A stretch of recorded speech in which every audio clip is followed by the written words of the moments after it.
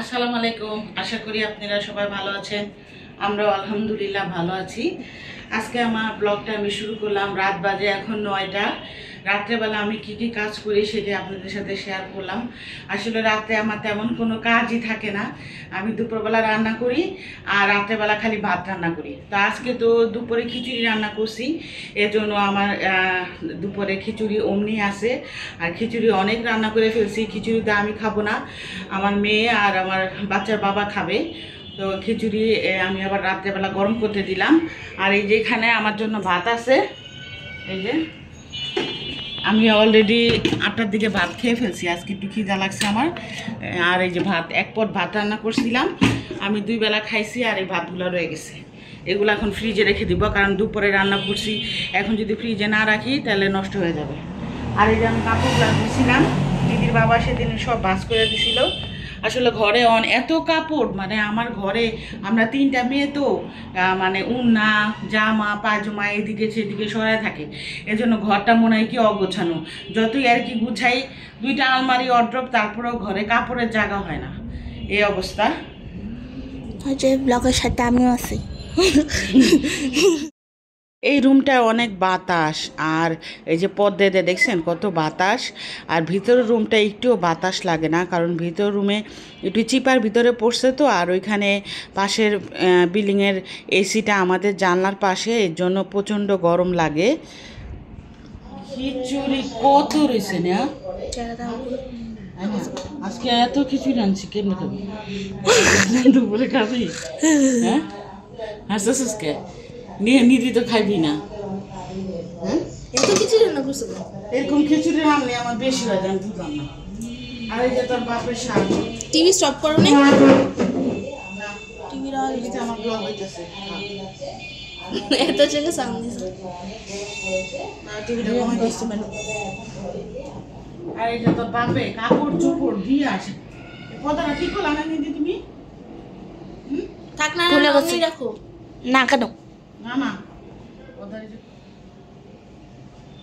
এটা সরাও কি এটা?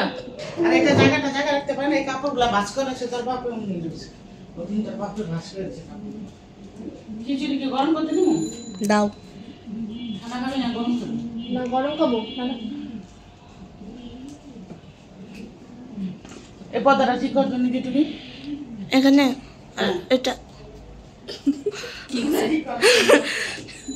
ঠিক করো। এটা আমি ঠিক করতে পারি না। ঠিক করো, ঠিক করো তাড়াতাড়ি। এটা পরে পরে। রাত্রেবেলা তেমন কোনো কাজ থাকে না। ফ্রিজ খুলে দেখলাম যে রুটির যে খামি করে আমি রেখে দিই সেটা শেষ, তাই ভাবলাম যে রাত্রেবেলায় আমি রুটিটা খামি করে রেখে দিই, ডো করে রেখে দিই আর কি, সেটা সকালবেলা উঠে ভেজে নিব। এমনও দিন গেছে আমার যে প্রতিদিন উঠে আমি সকালবেলা আটা গোলাতাম আর নাস্তা বানাতাম, কিন্তু অনেকে সেই নাস্তা খেয়েও বলতো যে নাস্তা কাঁচা, মজা হয় নাই, সিদ্ধ হয় নাই। আর এখন তো রুটি আমি আটা ডো করে রেখে দিই 3-4 দিন, সেটাই আমি ফ্রিজ থেকে বের করে করে বেলে ভেজে দিই। যাই হোক, এই যে পরের দিন সকালবেলা আমি আবার খিচুড়িগুলো রয়ে গেছে, সেই খিচুড়িগুলো আমি আবার জাল দিলাম ঘুম থেকে উঠে, না হলে অনেক গরম পড়েছে, খিচুড়িগুলো নষ্ট হয়ে যাবে। আর গতকালকে যে আটার ডো বানিয়ে রেখেছিলাম সেটা আবার ফ্রিজ থেকে বের করে নিলাম, এখন আবার নাস্তা বানিয়ে ফেললাম। এখন এই যে বাচ্চার বাবা ঘুম থেকে উঠে গেছে, ও সচরাচর তাড়াতাড়ি ঘুম থেকে উঠে, ও আর আমি একসাথে নাস্তাটা খাওয়ার চেষ্টা করি। আর বাচ্চারা একটু দেরি করে ঘুম থেকে উঠে তারপরে 2 বোন একসাথে খেয়ে নেয়। আর এখানে নিদি নাস্তাটা ভেজে নিলাম। নেহা আবার গরম গরম নাস্তা খায়, এর জন্য নেহা ঘুম থেকে উঠলে ওকে গরম গরম নাস্তাটা ভেজে দিব। আর সকালবেলা ঘুম থেকে উঠলে আমার টেবিলের অবস্থা কিন্তু অনেক নোংরা হয়ে থাকে, সেগুলো আবার আমার পরিষ্কার করতে হয়। আর এটা আবার ঢেকে রাখলাম, কারণ আমার বড় মেয়ে নেহা এখনও ঘুম থেকে উঠে নাই, ও উঠলে ওকে আবার গরম গরম নাস্তা ভেজে দিব। তাওয়াটা খুলে রাখলে আমার কেমন যেন একটা সন্দেহ লাগে লাগে যে তেলাপোকা উঠলো কিনা বা ইঁদুর তো অনেক ঘরে ভরা, এই জন্য ঢাকনা দিয়ে ঢেকে রাখলাম জানি আমার আর ধুতে না হয়। আর এখানে আবার ফিল্টারে পানি শেষ হয়ে গেছে, সকালবেলা ঘুম থেকে উঠে ফিল্টারে পানিটাও ভরে নিলাম। আর বোতলগুলো ভরে রাখলে হয় কি বাচ্চারা পানিটা খায়, আর না হলে বারবার 1 গ্লাস করে পানি দিলে ওরা পানিটা কম খায় আর ওদের নানা রকম সমস্যা হয়। এই জন্য আমি প্রতিদিন সকালবেলা ঘুম থেকে উঠে পানিটা ভরে রাখার চেষ্টা করি।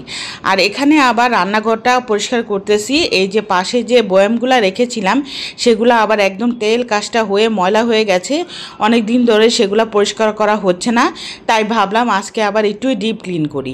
আর প্রতিদিনই তো রান্নাঘরে চুলার নিচে আমি পরিষ্কার করি, পাশের বয়ামগুলো পরিষ্কার করা হয় না, আর যেখানে রেখেছিলাম সেগুলোও পরিষ্কার করা হয় না, তাই ভাবলাম যে আজকে পরিষ্কার করে ফেলি। আর এখানে আবার নিধির বাবা আমাকে কাজে হেল্প করছে, ও আবার কবুতরের যে বারান্দায় আছে সেটা আবার পরিষ্কার করে দিচ্ছে। আসলে ও যদি আমাকে এরকম হেল্প না করতো আসলে আমার অনেক কষ্ট হয়ে যেত। ও মাশাল্লাহ আমাকে অনেক কাজে হেল্প করে। আর অনেক কাপড়ও জমছে, তাই ভাবলাম যে কাপড়গুলো ধুয়ে ফেলি। 3 দিন আগে কাপড় ধুইছিলাম অনেকগুলা কাপড়, এখন আবার অনেক কাপড় ময়লা হয়ে গেছে, তাই ভাবলাম যে রান্নাঘরটা পরিষ্কার করে কাপড়গুলা ধুয়ে ফেলি। এই যে বলতে বলতে কিন্তু আমি রান্নাঘরটা পরিষ্কার করে ফেলেছি, চুলার নিচটা ভালো করে পরিষ্কার করেছি, আর পাশে যে বয়ামগুলো ছিল সেগুলোও আমি ভালো করে ধুয়ে নিয়েছি। এই যে এখন একদম অনেক পরিষ্কার হয়ে গেছে। এই পাশে আবার এগুলা রেখেছি, আসলে রান্নাঘরে তাক নাই, এর জন্য আমার এগুলা এখানে রাখা লাগে, র্যাকের ভিতরে সব জায়গা হয় না, এই জন্য একদম তেল কাজটা হয়ে যায়। এই যে আমি পিছনে ভালো করে তারে ছোবা দিয়ে পরিষ্কার করে নিয়েছি। আর ওইখানে যে গ্যাসের পাইপের চিপার ওগুলো আমি পরিষ্কার করতে পারি না, কারণ ওখানে আমার হাত যায় না, আর হাত গেলেও এটা ভালোভাবে পরিষ্কার হয় না, এর জন্য এতটুকু জায়গা নোংরা হয়ে আছে। যাই হোক, এখন আমি আবার রান্না করব। আর অনেকগুলা কাপড় ভিজাইছি, ভাবলাম যে কাপড়গুলো ধুয়ে ফেলি, অল্প অল্প করে কাপড়গুলো ধুলে হয় কি আর কি বেশি জমে না। এখানে আবার এই যে সিঙ্কটাও ভালো করে পরিষ্কার করে নিয়েছি। রান্নাঘরে এখন আমার কাজ শেষ, এখন আমার রান্নাও শেষ। গতকালকে যে ডাল ছিল সেই ডালটাও আমি জাল দিয়ে রেখেছি, আর এখানে আমি ডিম ভুনা করেছি, ডিমটা ভুনা করে ফেলেছি। আর আমার আর নিধির জন্য ভাত রান্না করেছি আর খিচুড়ি, আজকে এগুলা দিয়েই আমরা খাবো। আর পাশে আবার দেখলাম যে নিধির বাবা বারান্দাটা পরিষ্কার করে রেখেছে, এই যে ভালো করে ধুয়ে নিয়েছে, রান্নাঘর আর বারান্দাও পরিষ্কার হয়ে গেছে। আর আমার কাপড় ধোয়াও হয়ে গেছে, আমি অনেকগুলা কাপড় ধুয়েছি, এই যে গোসল করে কাপড়ও ধুয়ে নিয়েছি। আর এখানে আবার দেখলাম যে বারান্দাটায় কেমন মেঘলা হয়ে আছে, বৃষ্টি বৃষ্টি ভাব, কিন্তু প্রচণ্ড গরম। এখন মাশাল্লাহ মানে আমার আজকের দিনের মতো সব কাজ শেষ হয়ে গেল। আর এই যে রাত্রেবেলা এখন আবার বারান্দায় বসে বসে আমরা 3 মা মেয়ে এখানে বসে গল্প করতেছিলাম। সবাই ভালো থাকেন, সুস্থ থাকেন, আল্লাহ হাফেজ।